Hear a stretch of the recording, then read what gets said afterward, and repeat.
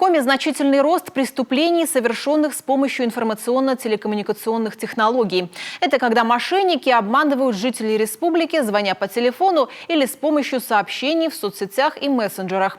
В сравнении с аналогичным периодом прошлого года, в первом полугодии 2023-го, таких фактов стало на 40% больше. И это самое большое количество преступлений в этой сфере за последние 3 года.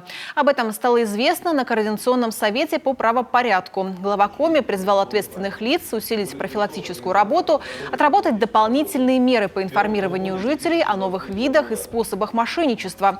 Еще одним вопросом на Корсовете стала профилактика и пресечение правонарушений в сфере ЖКХ.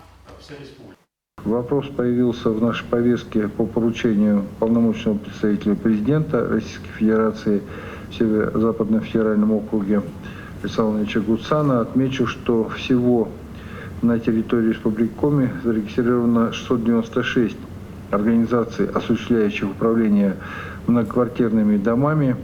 Анализ выявляемых нарушений в сфере ЖКХ свидетельствует о недостаточном уровне знаний подконтрольными службе Стройжилтехнадзора субъектами требований, предъявляемых